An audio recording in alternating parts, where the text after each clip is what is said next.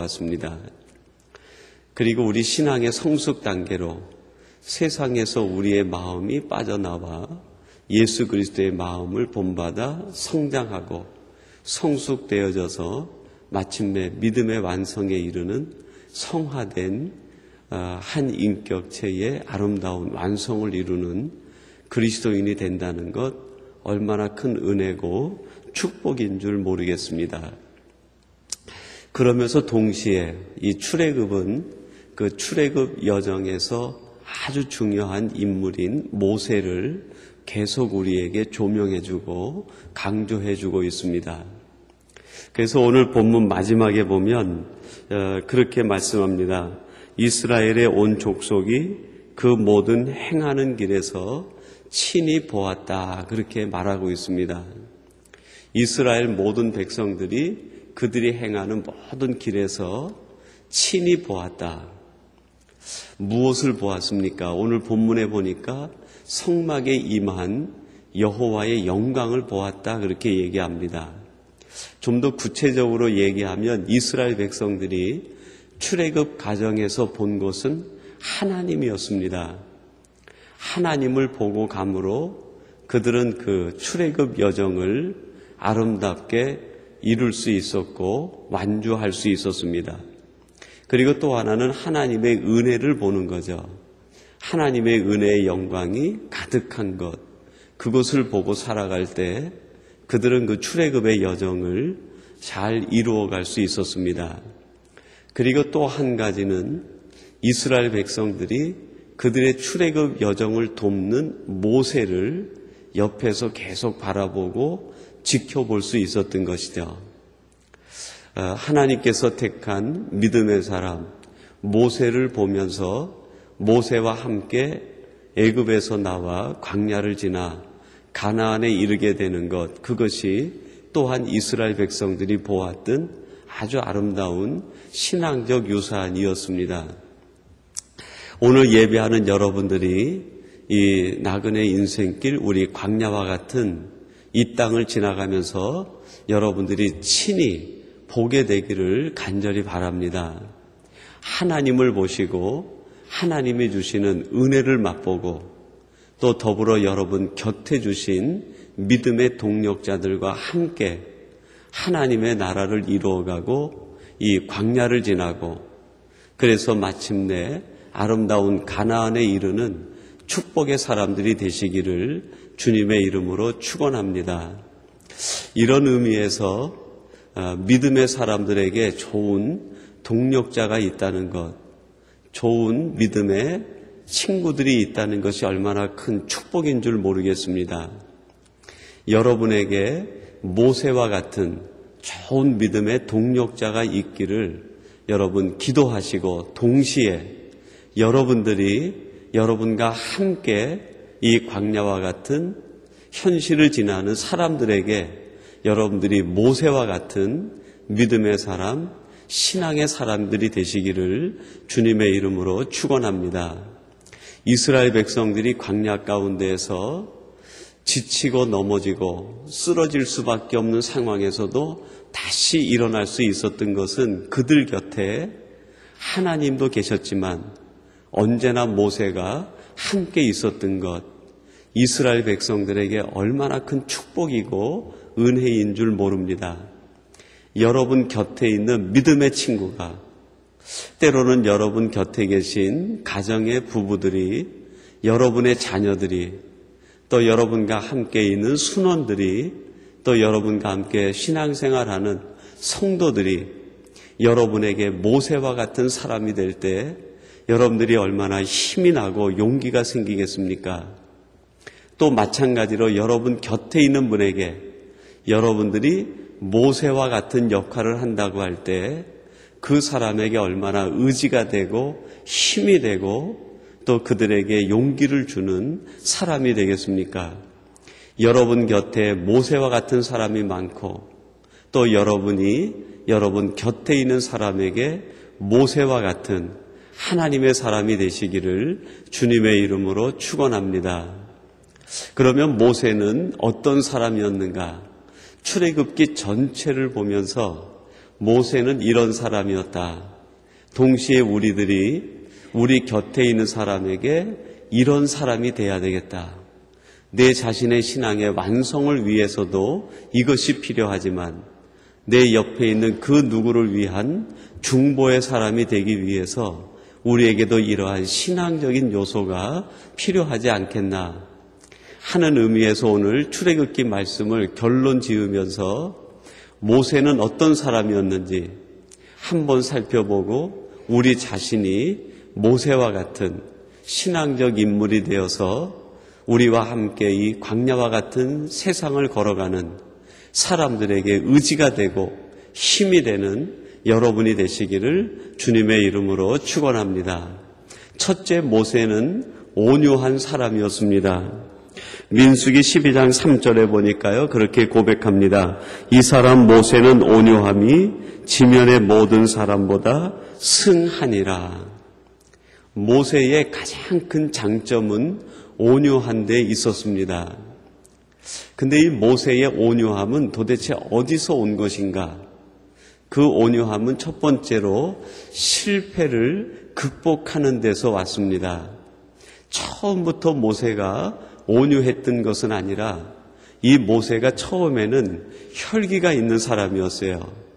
그래서 애굽에서 자기 동포가 애굽 관리에게 억울한 일을 당하고 매맞음을 당하고 봉변을 당하는 걸 보면서 온유함으로 대치하는 것이 아니라 혈기로 대치를 합니다.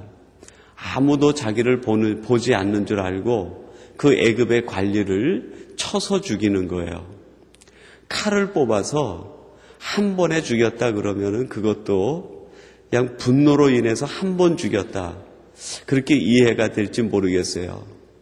여러분, 쳐서 죽이는 거, 주먹으로 때려서 죽이는 것이 몇 대나 맞아야 죽겠습니까? 아마 수없이 때려서, 성경에서는 그렇게 죽었다라고 얘기했지만은 죽을 때까지 때린 것 아닙니까? 그 마음에 얼마나 혈기가 있고 분노가 있는 사람인지 그 내용을 보면서 우리는 짐작할 수 있어요.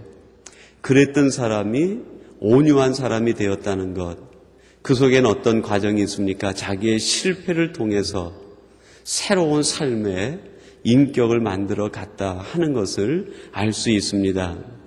모세는 온유한 사람인데 그의 실패를 극복하면서 점점 온유해져 갔습니다.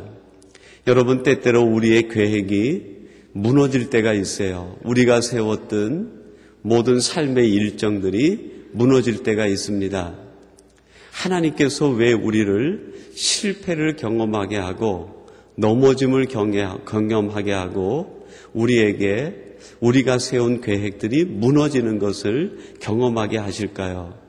그 순간순간마다 우리가 조금씩 온유해지기 때문입니다. 오늘 우리들이 살아가는 이 삶의 여정 속에서 모세와 같은 그러한 경우를 당할 때마다 하나님께서 나를 어떤 사람으로 만들어가기 원하시는지를 발견하시고 우리의 만나는 모든 일들 속에서 점점 온유함을 배워가는 우리 모두가 되기를 간절히 바랍니다. 그리고 두 번째는 자기의 약점을 알았을 때 온유해질 수밖에 없는 것이죠. 애굽에 있을 때 모세는 장점만인 줄로 생각을 했습니다. 그래서 내 생각으로 모든 것을 할 수 있다고 생각을 했어요. 그러나 광야에 있는 동안에 모세는 자기 자신이 얼마나 약점투성이고 부족한 사람인지를 배워가게 됩니다. 자기의 약점을 알면 온유해질 수 있습니다. 여러분, 하나님께서 우리에게 약점을 주시는 때가 있어요.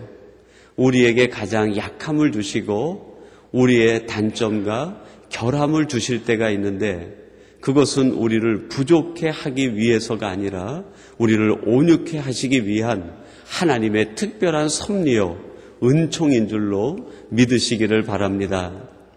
바울에게도 이런 약점이 있었는데 그 약점을 통해서 바울이 어떻게 됩니까? 자고하지 않게 하려고 그렇게 얘기합니다. 나로 하여금 스스로 교만하지 않게 하시기 위하여 내게 약점을 주었다.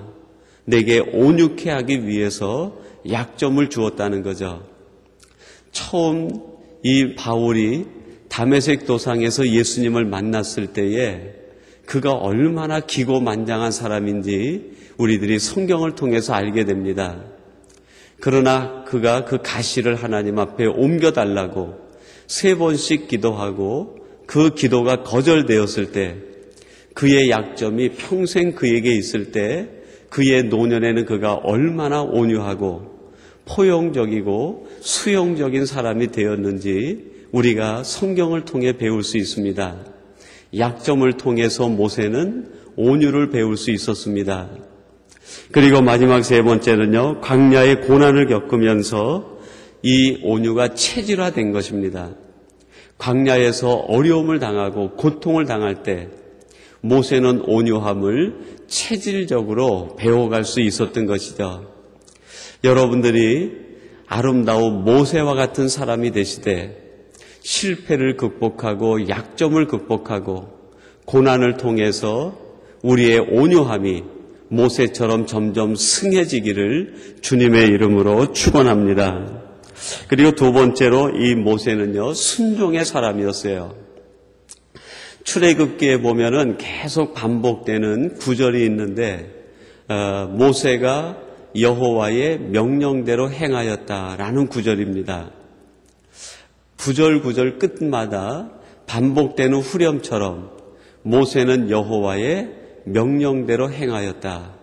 그것이 보여주는 의미가 무엇입니까? 모세는 여호와의 말씀에 절대 순종하는 사람이었다. 하나님께서 말씀하지 않으면 한 발자국도 앞으로 나가지 않는 사람, 하나님께서 말씀하지 않은 것이면 하나도 실행하지 않는 사람, 하나님께서 말씀하신 거라고 하면 내게 불이익이 오고 내게 고난이 온다 하더라도 그 말씀대로 순종하는 사람이 바로 모세였다는 것입니다. 바로 이 순종이 광야를 지나가는 비결이었고 모세가 모세 될 수 있었던 놀라운 비결이었다는 것을 성경은 우리에게 가르쳐주고 있는 것이죠. 여러분들도 하나님의 말씀하지 않으면 한 발자국도 앞으로 나가지 않고 하나님께서 말씀하신 것이라고 하면 내게 불이익이 오고 고난이 오고 내 모든 것을 포기해야 된다 하더라도 하나님께서 말씀하신 거라고 하면 그 말씀대로 순종할 수 있는 하나님의 사람들이 되시기를 주님의 이름으로 축원합니다. 그리고 마지막 3번째로 이 모세는 기도의 사람이었습니다. 하나님을 만나는 그 순간부터 마지막 죽는 순간까지 모세는 끊임없이 모든 상황과 사건 속에서 모든 일을 내려놓고 하나님 앞에 기도하는 일을 가장 먼저 합니다. 아말렉 군들을 만났을 때에도 손을 높이 들고 해가 지기까지 손을 내리지 않고 기도하는 사람이 모세였습니다. 홍해를 만났을 때에도 그 홍해 앞에서 걱정하기보다는 문제 앞에서 손을 들고 지팡이를 높이 들고 기도하는 사람이 모세였습니다. 광야 한가운데서 먹을 것이 없을 때에도 인간적인 방법으로 먹거리를 구하는 것이 아니라 하나님께 기도를 먼저 하는 사람이었습니다. 물이 없을 때에도 기도했고 금송아지 사건으로 인하여 이스라엘 백성 모두가 하나님 진노에 놓였을 때도 하나님 앞에 기도하기를 쉬지 않는 사람이 모세였습니다. 바로 이 모세는 광야를 기도함으로 지났고 기도로 인하여 이스라엘 백성들을 가나안까지 인도하고 기도를 통해서 하나님의 놀라운 하나님의 계획과 뜻을 발견할 수 있었습니다. 모세는 광야를 바로 이 온유함으로 순종과 기도로 지나갈 수 있었습니다. 그리고 이 모세가 모세 될 수 있었던 것은 이 3가지가 있었기 때문이죠. 오늘 여러분들이 광야를 지날 때 온유함으로 순종함으로 기도함으로 지나시고 여러분이 이 3가지의 신앙적 덕목을 통해서 여러분 곁에 있는 그 누군가에게 모세와 같은 위대한 하나님의 사람들이 되시기를 주님의 이름으로 축원합니다. 우리 같이